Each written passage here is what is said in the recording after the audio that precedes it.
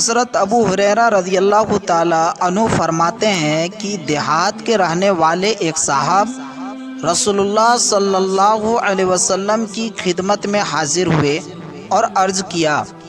یا رسول اللہ، مجھے کوئی ایسا عمل بتا دیجئے جس کے کرنے سے میں جنت میں داخل ہو جاؤں۔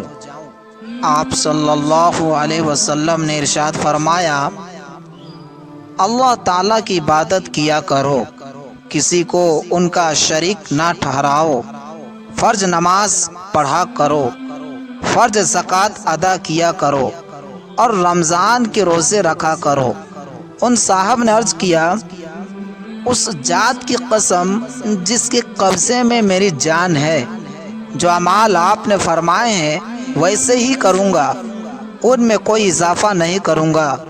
پھر جب وہ صاحب چلے گئے تو رسول اللہ صلی اللہ علیہ وسلم نے ارشاد فرمایا، جو شخص کسی جنتی کو دیکھنا چاہتا ہو وہ ان کو دیکھ لیں۔